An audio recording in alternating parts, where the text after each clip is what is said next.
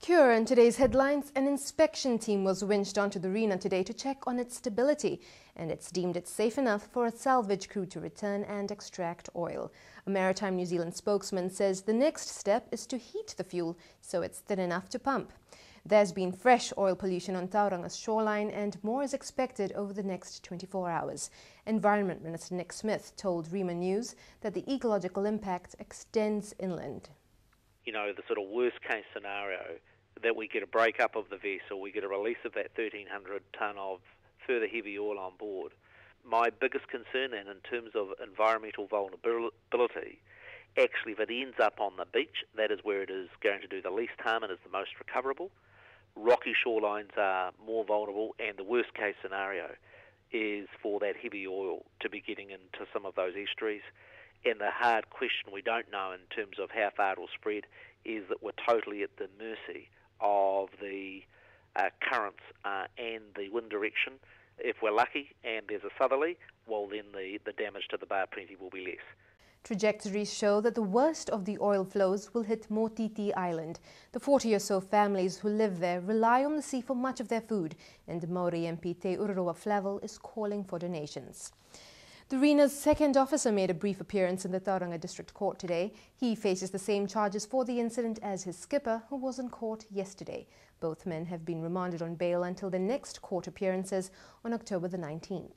The owner of the Rena has apologized to New Zealanders for the oil leak. The managing director of the Costa Mare Shipping Company insists the Rena was fully certified, had recently been inspected, and no problems were found. Diamantis Mano says obviously something went very wrong, and he will cooperate with investigators to find the answer. He also defended the captain, saying he had an exemplary record of service. In other news, 4 bills have been tabled in Parliament by Justice and Commerce Minister Simon Power. Although Parliament has risen, bills can still be put before the House until October the 20th, when the House is officially dissolved. The bills relate to regulating cartels, companies and unlimited partnerships, human rights, and issues relating to victims' compensation where a prisoner is killed while in jail. Social Development Minister Paula Bennett has announced there's to be more social workers in schools and on the front line to help protect vulnerable children. An extra 149 full-time social workers will care for decile 1 to 3 schools, and an additional 96 frontline child, youth and family care and protection workers as well. The funding will come from existing budgets. To international news, Indonesian authorities say they will try to keep an Australian teenager out of Bali's Kerobokan jail. 14-year-old Lewis Mason is accused of buying cannabis and may have to stay in prison while awaiting trial. Prosecutors may hold him elsewhere if they can ensure he won't escape. One of Muammar Gaddafi's sons has been captured after a 4-hour firefight in Libya. Mutassim Gaddafi was taken prisoner in Sirte and has been transferred to Benghazi.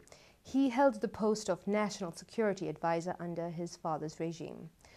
Finally, a strong earthquake has occurred just off the coast of Bali.